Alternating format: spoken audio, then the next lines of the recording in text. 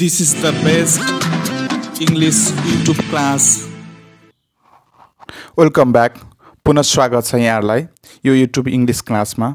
आज पनि म तपाईलाई नेबर्सको सर्ट स्टोरी लिएर आएको छु। यसलाई म छोटो रूपमा दिने छु जसले गर्दा तपाईलाई एक्जामको नजिक आउँदाखेरि सकेको होस् भन्ने हेतुले मैले यो छोटो भिडियो बनाएको छु। यो नेबर्स भन्ने जुन स्टोरी रहेको छ सर्ट स्टोरी यो लेख्नु भएको छ अस्ट्रेलियन राइटर टिम विन्टनले। यो सर्ट स्टोरीमा राइटरले नयाँ जोडी नयाँ दम्पतिलाई नयाँ ठाउँमा गएर बस्दाखेरि पर्ने विविध किसिमको समस्याको बारेमा व्याख्या गर्न खोज्नु भएको छ। जस्तो कि मल्टिकल्चरल अर्थात् बहुसांस्कृतिक, मल्टिलिङ्गुअल अर्थात् बहुभाषिकले नयाँ व्यक्तिलाई नयाँ ठाउँमा एडजस्ट गर्न कति गाह्रो हुन्छ भन्ने कुरा पनि देखाएको छ। र साथै यो कथाले खास देखाउन खोजेको कुरा के हो भने कल्चरल र लिङ्ग्विस्टिक अर्थात् सांस्कृतिक र भाषिक र नेचरका बेरियर वा अवरोधहरू भए पनि छिमेकबाट पाउने लभ, माया, सहयोगमा कुनै किसिमको असर पर्दैन भन्ने कुरा पनि देखाउन खोजिएको छ। र यो कथा सुरु हुन्छ जब नयाँ दम्पति अस्ट्रेलियाको कुनै एउटा नगरमा गएर बस्छन्। भर्खर बिहा गरेका दम्पतिहरू हुन्छन् उनीहरू र त्यो ठाउँमा धेरै प्रकारका शोभा भएका, संस्कृति भएका, भाषा भएका मान्छेहरू युरोपका विभिन्न ठाउँबाट बसेस सरेर आएका हुन्छन्। जो उनीहरू बस्ने घर छ, जो नयाँ दम्पति तिनीहरू बस्ने घरको जो देब्रेतिर छ मेसिडोनियन फ्यामिली रहेका छन्, जो मेसिडोनियाबाट आएका परिवार रहेका छन् भने अर्को दाहिनेतिर चाहिँ पोल्यान्डबाट आएको एउटा विदुर अर्थात् जसको श्रीमती बितेको छ, जसलाई अङ्ग्रेजीमा भनिन्छ विडर, त्यो रहेको छ। र यसमा साथसाथै जो नयाँ दम्पति बसेका छन् त्यो घरको बारेमा पनि व्याख्या गरिएको छ। त्यो घर सानो छ तर सिलिङ अग्लो छ र झ्यालमा प्यानल राखिएको छ र त्यो झ्यालबाट जो नयाँ दम्पतिको जो पुरुष छ उसले बाहिरसम्म हेर्न मिल्ने स्पष्टसँग त्यो झ्यालबाट देखिन्छ स्टडी रुमबाट, र बाहिर बगैँचाहरू देखिन्छ र कसैले कुकुर डुलाएको पनि देख्न सकिन्छ भनेर भनिएको छ यसमा। र जुन नयाँ ठाउँमा जुन बसेका छन् त्यो दम्पतिहरूलाई त्यो ठाउँमा बसेका जुन छिमेकीहरू छन् तिनीहरूको व्यवहार भनेको यस्तो लाग्यो कि उनीहरूलाई सुरुमा 6 महिनासम्म उनीहरूसँग मिल्न एडजस्ट हुन यति गाह्रो भयो कि जस्तो कि उनीहरू भन्छन् कि जस्तो आजसम्म कहीँ पनि बस्दै नबसेको, देख्दै नदेखेको, भेट्दै नभेटेका छिमेकीहरूसँग उनीहरू त्यहाँ मिल्नु परेको अवस्था देखाएको छ। र साथै दायाँ बायाँ रहेका ती छिमेकीहरू जुन छन् विविध व्यवहारले गर्दा उनीहरूलाई हैरान बनाएको छ, इरिटेटिङ गराएको छ। जस्तो उनीहरू चाहिँ ठोकेको आवाज, उनीहरूले लुगा धोएको आवाज, पानी चलाएको आवाज आदिले गर्दा चाहिँ उनीहरूलाई धेरै डिस्टर्ब गरेको छ। अझ भन्नुपर्दा त्यो मेसिडोनियाबाट आएको मेसिडोनियन फ्यामिलीले जो एकअर्कामा बुढाबुढी उनीहरूको परिवार चाहिँ चिच्याउने, कराउने, रिसाउने, झगडा गर्ने जो आवाज हुन्थ्यो तिनीहरूले चाहिँ त्यो नयाँ दम्पतिलाई धेरै नै अप्ठ्यारो बनाउँथ्यो, असजिलो बनाउँथ्यो, इरिटेटिङ गराउँथ्यो। र वास्तवमा त्यो जुन मेसिडोनियाबाट आएका परिवार चाहिँ वास्तवमा झगडा गरेका होइन रहेछन्, उनीहरू चाहिँ सल्लाह गरेका रहेछन्। उनीहरूको व्यवहार नेचरै त्यस्तो रहेछ, ठुलो शोले कराउने, आवाज दिने, कराउने, चिच्याउने, बोल्दाने, आवाज ठुलो गर्ने जुन स्वभाव छ त्यो चाहिँ उनीहरूको चाहिँ प्रकृति स्वभावै रहेछ भन्ने कुरो चाहिँ पछि 6 महिनापछि मात्रै उनीहरूले बुझे भन्ने कुरो दिएको छ यसमा। अर्को त्यस्तै चाहिँ त्यो दायाँतिर बस्ने जो पोल्यान्डबाट आएको जो पुलिस छ त्यो विदुर पुरुष, उसले रात दिन चाहिँ किला ठोक्ने गर्थ्यो। खालि किला ठोक्ने, ह्यामरले किला निकाल्ने, दिनरात त्यही काम गरिराख्ने भएपछि त्यो आवाजले जो नयाँ दम्पति थियो उनीहरूलाई साह्रै डिस्टर्ब गर्थ्यो अनि कहिलेकाहीँ सुत्न पनि दिन्थेन, निन्द्रा पनि लाग्दैन थियो। त्यसले गर्दा चाहिँ फेरि यहाँ के पनि दिएको छ नि ती दुई जोडी मध्येमा जो युवती छ ती युवतीले चाहिँ हस्पिटलमा गएर चाहिँ काम गर्ने गर्थिन्। हस्पिटलमा काम गर्ने गर्थिन् भने युवा जो छ पुरुष उसले चाहिँ घरमै बसेर चाहिँ थेसिस लेख्ने गर्थ्यो। र एक दिनको कुरो हो, उनी चाहिँ अटम सिजनको एक दिनको कुरा हो। उनीहरू बस्ने घरको पछाडिपट्टि करेसाबारीमा सरसफाइ गरेर केही फलफुल रोप्ने उनीहरूले प्लान गरे र त्यो रोप्न लागेको चाहिँ छिमेकीहरूलाई आएर चाहिँ हेर्थे र उनीहरूले चाहिँ त्यहाँ लिक्स LEEKS लिक्स भन्छ, त्यो एक प्रकारको साग हो, प्याज, बन्दा, क्याबेज र अर्को ब्रुसल्स स्प्राउट्स भन्छ जो अस्ट्रेलियन एउटा तरकारी छ, त्यो र सिमी रोपे।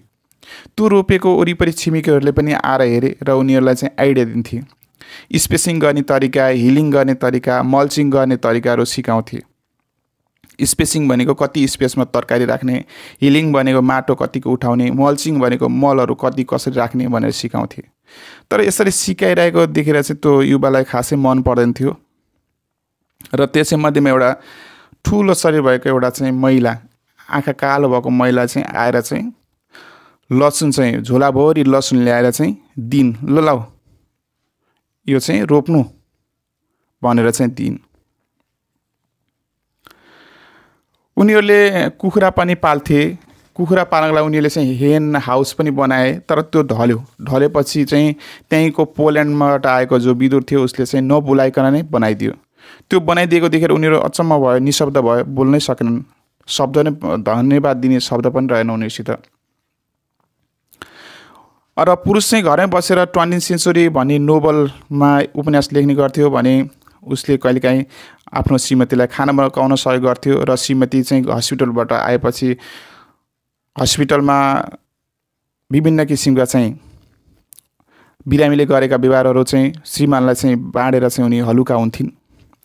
र एक दिनको कुरो, विन्टर सिजनमा उनीहरूले चाहिँ हाँस पालेर चाहिँ हुर्काइ बढाइ गरिसकेपछि मेसिडोनियन फ्यामिलीले चाहिँ त्यो हाँसलाई कसरी काट्ने, कसरी चाहिँ त्यो उसको चाहिँ बुत्ला फाल्ने, त्योदेखि लिएर फलफुल कसरी टिप्ने, लुगा कसरी लाउने आदि इत्यादि सामान्य कुराहरू पनि चाहिँ सिकाउने गर्थिन्। र त्यहाँ अर्को के पनि थियो नि, छिमेकीहरू आएर बस्ने, घेरेर बस्ने। उनीहरू चाहिँ छिमेकीहरू चाहिँ आएर बस्दा चाहिँ ब्लकमा बस्ने, कोही इँटामा बस्ने, कोही भुइँमा बस्ने, कोही चाहिँ बाल्टिनलाई घोप्टो बढाएर रमाइला कुराहरू गर्ने, कथाहरू भन्ने, बेलुकासम्म बस्ने गर्थे। त्यति रमाइला थिए, त्यति फेमिलियर थिए त्यहाँका छिमेकीहरू। एक दिनको कुरो हो, तिनीहरू चाहिँ के थाहा भयो भने आमा बुवा बन्न गइरहेको भन्ने कुरा थाहा भए। उनीहरू अचम्मित भए, किनकि बिना प्लानै थिएन, बिना प्लान पनि उनीहरू आमा बुवा बन्न गइरहेको देखेर उनीहरू अचम्मित भए। र साथसाथै उनीहरूका साथीहरू बिहा गरिसकेका थिए, तर पनि उनीहरू साथीसँग कुनै किसिमको बच्चा थिएनन्। र युवतीले चाहिँ गर्भवती भइसकेपछि सुत्केरी बिदा लिने निर्णय गरिन् र सुत्केरी बिदा पनि लिइन्। र त्यहाँ नजिकै भएको पोल्यान्डबाट आएको जो विदुर थियो उसले चाहिँ ग्यारेज बनायो। उनीहरू अचम्मित भए, उसँग कारै थिएन पनि दुईवटा कार अट्ने गरी ग्यारेज बनाएको देखेर अचम्मित भयो। पछि मात्रै थाहा भयो कि त्यो ग्यारेज चाहिँ वास्तवमा चाहिँ उनीहरूको लागि नै बनाइदिएको रहेछ, जहाँ चाहिँ बच्चा जन्मिसकेपछि त्यहाँ चाहिँ सेकाउन मिलोस् भनेर चाहिँ काठ पनि ल्याइदियो, दाउरा पनि ल्याइदियो, काठका टुक्राहरू पनि ल्याइदियो। पछि मात्रै उनीहरूलाई चाहिँ महसुस भयो कि वास्तवमा चाहिँ त्यो पोल्यान्डकोबाट आएको जो पुरुष थियो, विदुर थियो, त्यो पनि धेरै सहयोगी रहेछ भन्ने कुरो पछि मात्रै उनीहरूले चाहिँ महसुस गरे। त्यस्तै गरेर चाहिँ अब उनीहरू अब बन्न गइरहेको कुरा सबै छिमेकीलाई थाहा भएपछि छिमेकीहरूले चाहिँ उनलाई चाहिँ अब बधाई दिन्थे अनि त्यसै गरेर विसिङ गर्थे र छिमेकीहरू चाहिँ आएर चाहिँ मुस्काउँथे। एउटा चाहिँ मान्छे जो चाहिँ पसलले थियो, चक्लेट बेच्ने पसलले थियो, उसले चाहिँ चक्लेटै दियो उनीहरूलाई र चुरोटको बट्टा नै दियो उपहारको रूपमा। र उनीहरू चाहिँ चुरोट खाँदैन थिए, त्यसरी त्यो चुरोट चाहिँ लगेर राखे। त्यस्तै इटालीबाट आएको एउटा महिलाले चाहिँ अब जन्मिने बच्चाको नाउँ पनि दिइन्। त्यस्तै गरेर एउटा ग्रिक महिला जो ग्रिसबाट आएकी थिइन्, एउटा युवतीले चाहिँ बाटोमै छेकेर त्यो युवतीलाई पेट ठुलो भएको पेटलाई सुमसुमाउने र अब चाहिँ पक्कै पनि छोरै हुन्छ है तिम्रो भनेर चाहिँ भन्थिन्। त्यसै गरेर चाहिँ त्यहाँ उनीसँगै बसेको एउटा महिलाले त्यो अब नयाँ जन्मिन लागेको बच्चाको लागि चाहिँ सुट बनाइदिन्, सुट सिलाइदिन्। त्यस्तै गरेर चाहिँ बुटी बनाइदिन्, बुटी। त्यसै गरेर चाहिँ टोपी मजा सिलाइदिन्। र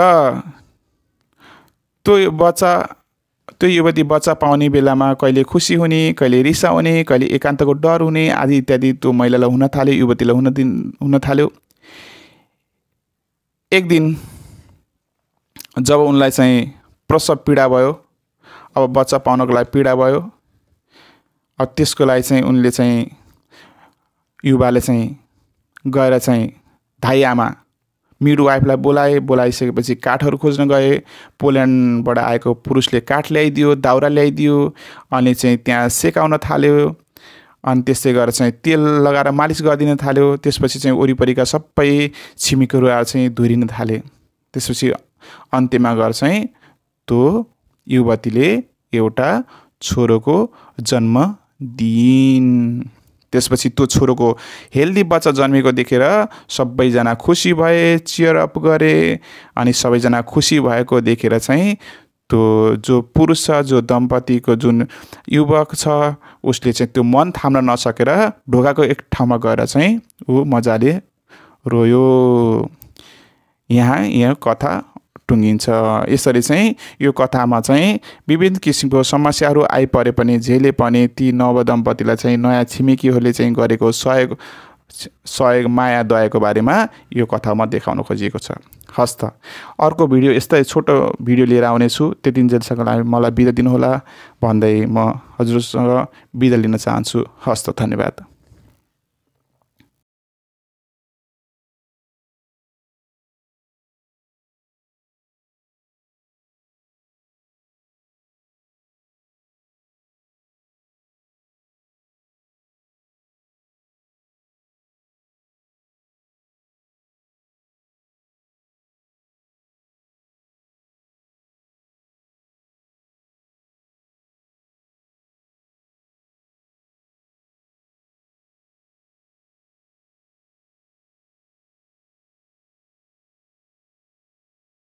This is the best English YouTube class.